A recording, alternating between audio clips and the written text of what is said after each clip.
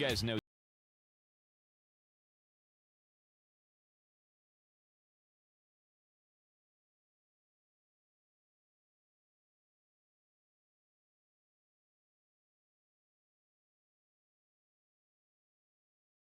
All righty, folks, we're back with you, and you've seen this guy on BARRETT-JACKSON. You've watched him on Roadkill's Junkyard Gold. He has got his own YouTube channel going on, which is very interesting. You've read his stories in Hot Rod, Carcraft, Muscle Car Review, you name it, and it just keeps going on. Steve Maggs, how are you this morning? Doing great. Doing great. Yeah, you can see me okay. That's good. Oh, you're beautiful, man. You're beautiful. Yeah, you look good. Now, where are you at right now? You're up north somewhere, right? Yeah, I'm in Massachusetts, where it is now about 20 degrees outside. But, you know, spring makes it worthwhile. Yeah, you get like 2 pretty days a year. I mean, move to Georgia, man. At least we get more than that. I know. I spent 17 years in Los Angeles, actually, and I liked it there, but I didn't love it. It was crowded, so I did my part to make it better. I left Yeah. and came back to Massachusetts about 11 years ago. But again, I'm self-employed. You can see my wonderful hovel where I live here. Yeah. And I have these things in the background to keep the sun from blowing the picture out. So anyway, but this is my home and just my office right here where I do all my writing and stuff. So it's good to be, well, on planet Earth for one. There you Didn't go. you say you were in Massachusetts? Yes, I am. Yeah, I'm in a little town called North Brookfield, kind of between Worcester and Springfield, about 60 miles from Boston. I was just confused because when you said you were going back to Earth, and I have to ask you this question: do you have like some kind of self-punishment where you keep moving from one high-tax state to another high-tax state? Well, there is that. Yeah. I just pay Uncle Sam what he's asking for and Keep move on to the trucking. next. Man, you are you are the most interesting guy that. Of course, I am a car guy. I'm a car nut. I rode up with junk cars, and that's all I've ever had. But you actually had the Roadkill Junkyard Gold, but now you've got your own thing on YouTube that you're doing. But how did you guys started out at BARRETT-JACKSON? Where did you actually get your start with the car? Well, in a nutshell, you know, I'm 57 now, but born in 1964, and at about age 6 or 7, Mom brought home Matchbox cars, which led to Hot Wheels cars, which led to plastic model cars, Mm-hmm. which then by the time I got out of college, my dad said, no cars for you until you get out of college. So in 1986, I graduated with an English degree. I called it the Path of Least Resistance degree. But while in school, I just read Carcraft, Hot Rod, Superstock, Motor Trend, Car and Driver, Road and Track, and all these magazines, and I love them basically. And Popular Hot Rodding, can't forget that one. Oh yeah. But yeah, just love reading about cars. So anyway, after college, bought a Hemi Charger and then a Max Wedge Dodge, and really that was my grad school on my terms. After satisfying Dad's mandate to go to school for college, I started building hot rods and having fun. So anyway, after a few years of that, moved to California in 1991. And spent 17 years there, largely working at Hot Rod Magazine as tech editor. And that led to the Hot Rod Magazine TV show, which used to be on Speed Channel. Remember them? Oh yeah. And that led to BARRETT-JACKSON. So I'm going on my 18th year doing BARRETT-JACKSON as of this January coming up. I want to try my best come next year. I want to come to. That's one of the things that I want to go to is BARRETT-JACKSON. It's to me to look at all the cars that I can't afford to buy is just. Honestly. Me too. Yeah. Yeah. Now, this is the 50th anniversary for BARRETT-JACKSON coming up January. I guess it's 1972 to 2022. It's 50 years. And they run a great auction house, and it's 4 times a year, you know, so we have just enough time to regroup and hit it again. So, but yeah, this January, Scottsdale, 8-day broadcast. It'll be pretty crazy, but a lot of fun. Yeah. I think BARRETT-JACKSON's hurt the car redneck business. I say that the low budget because you know they see a Chevelle on BARRETT-JACKSON, it brings $1 million, and the guy's like, well, I got one just like that. Mine's got to be worth at least 700,000, you know, but it's eat up with rust. You know how that goes. That's true. You know, my take on that is that when I moved to California back in 1991, there's a thing called clunker bills and crush campaigns, Right. and old cars were deemed gross polluters, Yeah. and actually government funded programs to have people turn in their cars, get $700, wow, for your 1968 Camaro, Mhm. and then they would crush it, and in many cases you couldn't even take fenders or whatever. They didn't want the engines or drivetrains ever being used again to make smoke. But what would then happen, unfortunately, is a lot of the corporations that sponsored these programs would then buy pollution credits, which allowed them to continue their industrial ways, keeping the wheels of industry turning, but also maybe delaying cleaning up the real issue of pollution, which was, maybe a smokestack or 10. So anyway, it was the little guy, the car collector, that wound up taking the brunt. So bottom line, I'm happy to see cars seen as overpriced investments. I mean, the Wall Street Journal is writing about cars as investments, which is wonderful, Right. versus gross polluters are clunkers. So we've come a long way. And, if you got to pay a little more for a car, so be it. Mhm. I mean, with that said, it just means you got to negotiate harder, because it is true that a lot of guys say, well, one just like it sold at Barrett-Jackson for fill in the blank. But I would say, well, that one wasn't on fire and it wasn't upside down. I'm with you on that 100%, man. I You got to guarantee. negotiate a little harder. Yeah. So now the Junkyard Gold is where you actually, that was a show that you had on, was it what Motor Trend? That's correct. Yeah. Junkyard Gold was an extension. When I grew up in Massachusetts, moved to California, like I say, in 1991, Mhm. and went from the rust, the rust capital of the universe, the Northeast, and anywhere in the Rust Belt, to California, where cars. Rust is minimal. So I used to go to these things called U-Pull parts, pick apart, Oh, yeah. self-service, and you could get your heart broken seeing all the cars in there that would be crushed every 30 days, no matter how much stuff was taken off or not. Mhm. And then the next batch would come in, and this never ended. I was blown away with all the 60s and 50s cars that people threw away in California. So I started to write about that in Hot Rod as early as 1998, when I got to Hot Rod. Right. And for every year that I was there, I'd do the Junkyard Crawl, was sort of a magazine series in Carcraft that went for about 11, 12 years. But the idea that rust-free cars, every time one's crushed, it's a sad thing. And any state, Texas, Arizona, California, Utah, places that have really dry climates, the cars that are sitting in backyards and in collections really should be preserved.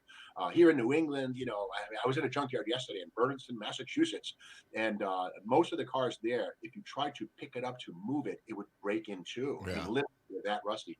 So, the rust-free cars, and giving them a voice was something I felt was a fun thing to do, and that was the genesis of Roadkill's Junkyard Gold. Let me ask you something. Now, you're to me, you're so knowledgeable when it comes to cars, and but now we got, you got the 60s, 70s, and now some of the 80s are coming on pretty strong as far as collectors' cars. But now the new cars with all the computers and all the plastics and all the stuff they're awesome. The Challengers, the Mustangs, the Camaros. They're awesome. Do you think these cars are going to live or to last to be collectors, or do you think they're going to just? Where do you think we're going with the new cars as far as the technology with computer? I know my phone. I buy a new phone, and 2 weeks later it won't work. And I know there's a lot of computers on these cars. What's your feeling on that? Well, keep in mind, computers aren't new. 1990 or 1982 was when General Motors announced their CCC, Computer Command Control. They had these big TV ads and stuff. So computers in automobiles are not new. And what I will say is, I'm sure that as kids back in the 80s learned how to use a laptop or a handheld to tune their IROC Z or their EFI Mustang GT, people today are certainly rising to the task. And, automotive restoration will always involve, body work, steel work, that kind of thing, and paint, that kind of thing, and electronics. And there is a new, well, not new, in the last 20, 30 years or so, a sliver of people who are very good at tuning, reprogramming, and dealing with the bugs that electronics can bring. So I think we'll be fine. We'll be all right. Yeah, I don't know. It's computer stuff. I'm kind of old school, when you throw in all these computers and all that, it throws me off. I'm a carburetor guy. Give me a screwdriver and a set of points, and I can get us home one way or another, But I hear you. Yeah. I hear you. And I will say, too, that, EFI, there's all kinds of, I saw something recently, Holley, great company. They're selling 1-barrel and 2-barrel EFI units for people with an old Falcon or whatever it is that want to enjoy the benefits of EFI. Right. And I get that. But at the same time, the carburetor does a pretty good job. And sometimes change for the sake of change. Think twice before you start messing with stuff that's kind of not broken. But often I think carburetors get a bad rap because they've been maybe not maintained and not, the same thing can happen on an EFI system if the O2 sensor goes bad or something. But Right. it takes a team. This every answer is the right answer, I guess. Just find the one that's it fits you best. Right. Carburetor or EFI, Steve, can you hang on just a minute? Let's take a quick break. I got some more stuff I want to talk to you about your books and then your new thing that you're doing. Do you mind hanging around just a few more minutes? Sure. Okay, let's go ahead and take a short break. And we've got Steve Maggs. Go to stevemags.com and check him out. I mean, honestly, this guy has got a wealth of knowledge when it comes to cars. He's been involved in it forever and ever, and you're going to enjoy his YouTube channel. I know I stay on it all the time. And but anyway, we'd like to thank Service Plumbing and Septic, and we will take a short break. If your office or workplace is voting on a radio station to listen to every day, Lake 97.7 is the perfect choice.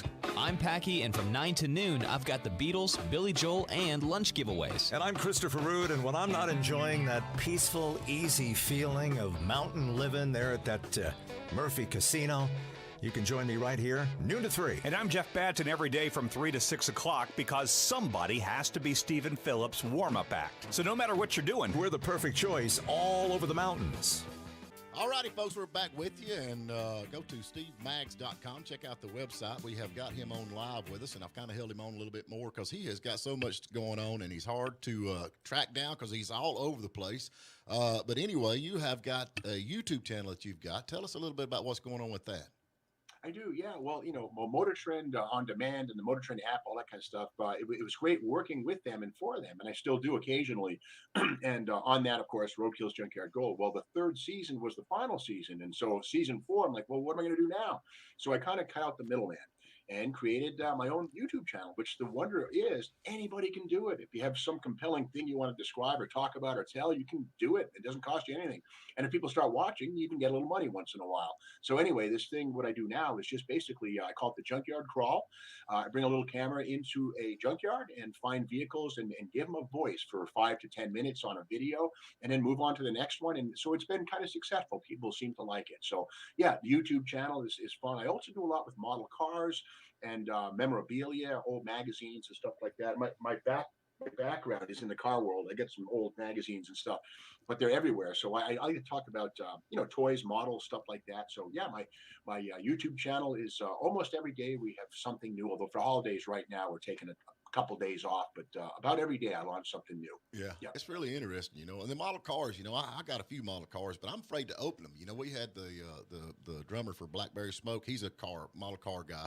He's like, build them, man, open them and build them. But I'm like, I can't do it. I mean, is some of these cars on the model cars, are they better to leave in the box, or do you think they ought to build them?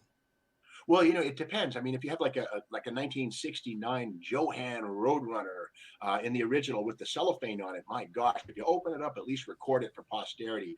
But a lot of these things have been re-released, and another thing too that's going on is, the advent of 3D printing and scanning and stuff like that. There's actually a movement afoot now that kits that the tooling is gone for. In other words, the metal tooling that created the plastic was scrapped years ago. Well, if you have the kit, an unbuilt kit, you can scan that and use that to create a blueprint for a new kit. There's a thing called Monogram Models back in the 60s did Rommel's Rod, which was sort of a German half-track fictitious thing Tom Daniel designed. Well, the tooling for that was scrapped in the 70s. Well, they re-released that based on scans taken from a kit they bought at a swap meet. So, I mean, it's the good old days are right now, but I would say if you have a really valuable old kit, first check to make sure there's not a re-release. And a company called Round 2, Auto World, they're doing re-releases of almost all the old MPC and AMT greats. So if there's no re-release available, well, if you must build it, dig in and go for it. Because, if some kits are $1,000, which seems insane, but half the time it's just the box art. So keep the box nice and sweet and build the plastic inside, because chances are it's been re-released and you're not really doing any big problems. Right. I remember back, though, a lot of people my age, kids my age growing up, like Hot Wheels and that kind of stuff. And we had Sky City back in the day. Now it's Walmart. But anyway, there was a whole section of model cars. Now there's none. I mean, you have to go online to get them. Yeah. Well, I'll say this, though, the model car industry in the 70s, there were two things that kind of, kicked it in the knees was the advent of video games. I remember Pac-Man, kids were spending their coins on video games. It was kind of, they go to arcades. Remember those? Oh, yeah. And another thing, too, is under the Jimmy Carter administration, there was a whole emphasis on truth in advertising toward products made for kids. So the box art of the 60s and 50s model kits that showed a beautiful illustration of a car doing a wheelie with fire belching out of the headers and all that kind of stuff. Well, the model inside doesn't do that. No. So under the administration, you had to have a picture of the model on the cover of the box. So that really killed, well, the appeal in many cases of model building. So a lot of kids kind of turned away. So those two things, as well as, economic and just the cycle.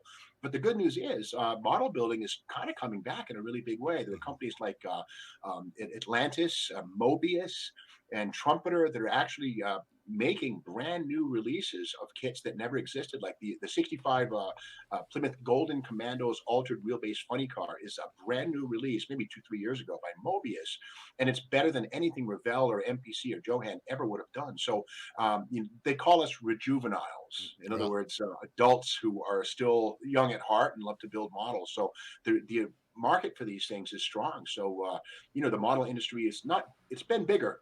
Right. But it's not going away. That's a great thing. So just dig around a little bit. I want to touch on one more thing before we get going. You have several books out, 1001 Muscle Car Facts. You actually read this on your YouTube channel, 1001 Corvette Facts, Mustang Facts. Tell us about that a little bit. Yeah, sure. Well, here's one here. This is 1001 Corvette Facts right here. And what I do is I spend about 6 to 9 months, writing them. And so far I've done 1001 Muscle Car Facts, 1001 Corvette Facts, as you mentioned, and 1001 Mustang Facts, as well as an altered wheelbase, how to build altered wheelbase funny cars. I did this book here, which is a lot of fun to do. But they're fun to do, and I've got about 5 books out in the magazine world and stuff, and you can find most of these books on Amazon, that kind of thing. But I've been a writer since 1991 at Chrysler Power magazine, my big beginning, and I still enjoy writing. But the video world is kind of the brave new world for so many of them, and it's a good place to start. I was looking through the Mustang Facts. There's one fact that you left out on that actually Mustangs is the safest car to be in a head-on collision. I didn't know if you knew that or not. Okay, well, I mean, it depends probably on what year it is, but yeah, I know the NHSTA or whatever it is, they do those impact tests and stuff, and I know that every year there's 2, 3, 4, 5 stars, that kind of thing. So yeah, Mustang's rating high. Yeah, I wouldn't say a 65 Mustang's a good car to get ahead on because there's no seat belts. But well, according to my readings here, they say that the tow truck takes most of the impact. So. I get it. I see what you did there. I get it. All right. Okay, I'm sorry. I had to throw that. All the Mustang guys are mad at us now. I know, but anyway, you got to have a little bit. I've heard one thing. Hyundai is back in business. They're building a 4-door. It's called the Wego. There you go. Wego. No, I blew the joke. Wego. Never mind. There you go. We got it. Yeah. It was Leno. But now you're going to be back at Barrett-Jackson this year? I will. Yeah, I'll be there January. I don't know the exact. I think 18 through 25. But check your internet connection for sure, because about mid-January always Scottsdale, and then it will be Palm Beach, Florida, and then after that we go to Las Vegas in June, and then I'm pretty sure Houston again in like August, September. But check your calendar. But yes, 4 more shows. Back to action. The COVID year was a stinker, of course, but we're out of the hole. It looks like, which is good, and life returns as usual. And that's a good thing. Yeah, it is. Well, Steve, man, we've got to get going here, but I sure do appreciate you, man. I love what you're doing, and hopefully I'll see you at one of these auctions. I'm planning on coming out there. I'm probably not going to buy anything, but I'm going to take a check with me just in case, but my wife will be with me. You know how that works. Yeah. All right. Well, thank you, Stephen Phillips and WJUL 97.7. I'm thankful to be on the show. And anytime, give a call. We'll do it again. Hey, I'm going to keep up with you, man. Especially when we get closer to the auction. I'd like to know a little bit more about what you do there at the auction, that kind of stuff, and keep everybody. Yeah, sure. Happy to do it. Yep. Y'all go to stevemags.com. You're going to love this guy, especially if you're a car man. You're going to love him. He covers all cars. Make your model, ugly or not. He puts them on and talks about them and tells you a lot of interesting stuff that you did not know. And like I said, Steve, I appreciate you, man. Sure. Thank you, Steve. All right. And he's a great guy. No doubt about it. Super, super, super great guy. Very interesting. Yeah, he is. You dog guys. Y'all don't know anything about cars. Y'all know about dogs. I know that gas is real expensive, and I caught your joke about the Mustang. Look, my first car was a Volkswagen. Yeah, I'm sorry, you're the wrong. There's a problem right there. You start out driving a Volkswagen. Yeah, that'll hurt. I don't know, man. That is not good. That is not good. So, folks, we are off tomorrow. And Friday, I'm not sure yet. I don't know for sure who we're going to have. I don't know if it's going to be John Snyder or who. I've got Brian. He's working on that, and he sent me a confirmation, but I ain't got a clue who he confirmated for the show. We want everybody to Well, look we up will that have- word and tell us what it means when you get back on Friday. Out of here Friday, but anyway, y'all have a good Thanksgiving. Hey, big shout out to our streaming watchers, Richard Loker, Catherine Higgins. Thanks for watching. Yeah, subscribe to the Morning Dish with Steve Phillips. Thank y'all. W249 DP and WJULAM, Hiawassee. Well, look at here. Guess who's number one in the Nielsen ratings again? Play 97.7.